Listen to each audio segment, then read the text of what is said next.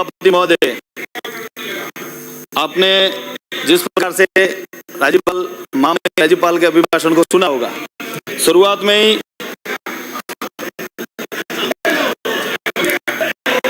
महामहिम ने शुरुआत में ही राजस्थान की माटी को नमन किया है।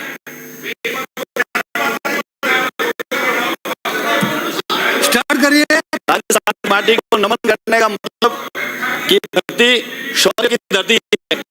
उन्होंने कहा ये धरती त्याग की धरती है और ये धरती बलिदान की गाथाओं की धरती है, इसलिए महामहिम ने इस नमन करते हुए अपना अभिभाषण शुरू करा। महामहिम ने बिंदु संख्या 3 को आपने पढ़ना चाहिए आपको। उन्होंने कहा था कि मतदाताओं ने जिन उम्मीदों के साथ चुनकर इस पवित्र सदन में हमें भेजा है, उन पर हमें खरा उतरना है, जिससे प्रदेश के विकास में और गति मिले, विकास को गति मिले। महामहिम, जिस प्रकार से मैं देख रहा हूं, पक्ष और विपक्ष, राजस्थान के यशस्वी मुख्यमंत्री जी ने, भाजपा की सरकार ने जो बजट दिया इस वर्ष, उसको लेकर 6 महीने हुए हैं और उसको लेकर हमने जो इनका विजन है, यशस्वी मुख्यमंत्री जी का विजन है कि पेयजल पूरे राजस्थान में, जो मूलभूत आवश्यकता है कि पेयजल पूरे राजस्थान, जो पिछले 70 वर्षों से हम लोगों की और विशेष के पूरे राजस्थान की एक इच्छा है कि पानी, पेयजल का सबको मिले, उसको लेकर आपने देखा होगा कि अभी 1 वर्ष पूरा होने पर देश के यशस्वी प्रधानमंत्री नरेंद्र मोदी जी, मध्य प्रदेश के मुख्यमंत्री जी और राजस्थान के मुख्यमंत्री, यशस्वी मुख्यमंत्री भजनलाल जी शर्मा साहब ने राम जल सेतु लिंक परियोजना के मेमोरेंडम ऑफ एग्रीमेंट का आदान प्रदान किया। इससे करीब 17 जिलों को और करीब 3 करोड़ आबादी को पेयजल का पानी मिलेगा और सिंचाई के लिए लाखों हेक्टेयर पानी मिलेगा, जिससे पेयजल और सिंचाई दोनों की उस व्यवस्था होगी। दूसरी तरफ मैं बात करूं तो अभी देश के यशस्वी प्रधानमंत्री के पहल पर हरियाणा तथा राजस्थान के मध्य भी समझौता हुआ, जिसमें सीकर, चूरू, झुंझुनू 3 जिलों के लिए यमुना का जल लाने के लिए आगे बढ़ रहे हैं। और अभी इनके सीकर से आने वाले माननीय सदस्य ने भी कल कहा था और अभी कोटा से आने वाले माननीय सदस्य ने भी हरियाणा स्रोतों को लेकर चर्चा की कि पानी कैसे आएगा। बिल्कुल सही बात है। हरियाणा के लिए जब चुनाव हो रहे थे तो उनके घोषणा पत्र में लिखा था कि राजस्थान के लिए जो समझौता हुआ है उनको हम कैंसिल करवाएंगे। ये उनके घोषणा पत्र में, उनके कथनी और करनी में फर्क होता है। गुजरात में, राजस्थान में अलग बात करते हैं और हरियाणा में जाकर अलग बात करते हैं, जबकि भाजपा का विजन होता है कि पूरे भारतवर्ष में, भले वो राजस्थान हो, गुजरात हो, हरियाणा हो, मध्य प्रदेश हो, सभी के लिए पेयजल की उपलब्धता हो, सभी के लिए सिंचाई की पानी की उपलब्धता हो, उसको लेकर आगे बढ़ रहे हैं। आपने देखा होगा हमारे एक और तीसरी योजना मई सोम नदी के मानसून सत्र के अवधि का अधिशेष जल जो जयसमंद बांध को भरते हुए जवाई बांध तक लाने के लिए उदयपुर, सिरोही और जोधपुर जिले के लिए बात की थी। और मैं माननीय मुख्यमंत्री जी और जल संसाधन मंत्री दोनों का धन्यवाद करूंगा कि उन्होंने जालोर जिले को भी सम्मिलित किया है। उन्हें भी पेयजल, सिंचाई और शेष पानी नदी में छोड़ने के लिए हमें आह्वानित किया है। मैं इस मंच से उन्हें भी धन्यवाद करना चाहूंगा जिसने जालोर जिले को भी जोड़ा है, क्योंकि ये बहुत बड़ी योजना है। ये जालोर जिले के लिए भी वरदान साबित होगी। जिस प्रकार से राम जल सेतु योजना है, यमुना की योजना है और ये मई वाली योजना है, इस प्रकार से पूरे राजस्थान में अलग अलग क्षेत्र में जो योजनाएं बन रही है पेयजल के लिए, आने वाले समय में जो काम होना चाहिए पेयजल के लिए, सिंचाई के लिए, ये जो विजन है राजस्थान के यशस्वी मुख्यमंत्री जी का, इन्हें भागीरथ यूं ही नहीं कहा जाता। अभी पहले ही वर्ष में जिस प्रकार से घोषणा करी है, ये अपने लिए जिस प्रकार से आपने 5 वर्षों में जो काम करा था, मैं आपसे निवेदन करना चाह रहा हूँ और सभी विपक्ष के नेता अपना अपना बात कर रहे हैं कि 5 वर्षों में अभी पहले वर्ष आपने नाम बदलने का काम किया।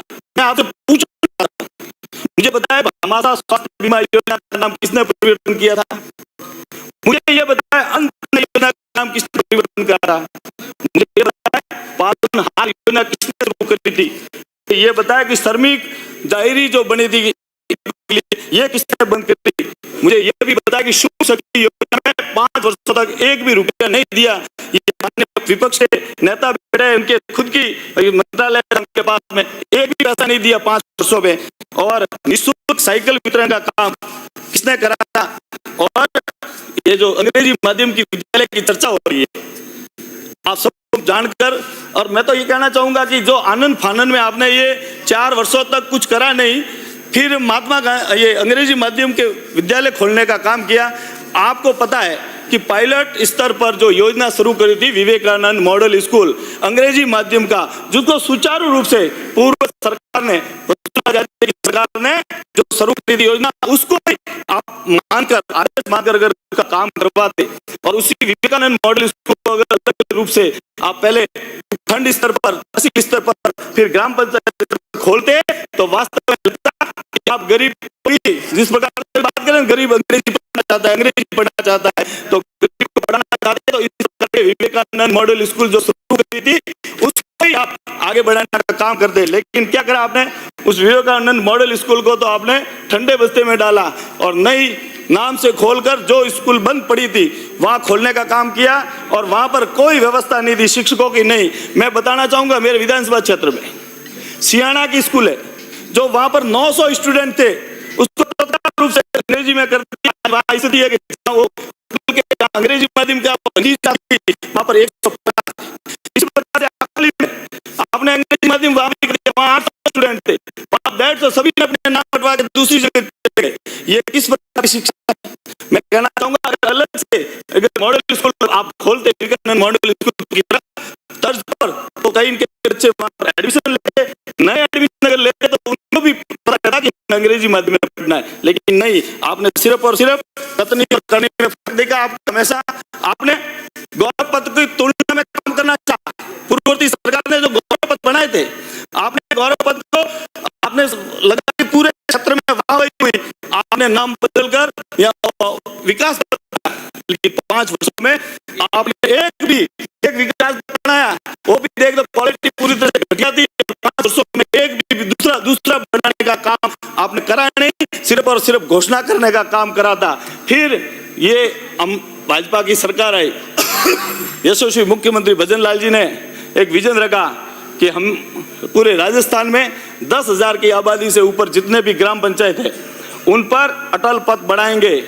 और मैं धन्यवाद देना चाहूंगा कि मात्र 6 महीने में 3-3 किलोमीटर की 10,000 आबादी वाले गांवों में 3-3 किलोमीटर करीब 4 करोड़ रुपए की एक सड़क और निर्माण का कह रहे हैं अभी से आने अभी स्वीकृत हो चुके। 4 महीने में काम स्वीकृत होना और कार्यादेश दे देना, इससे बड़ी बात है।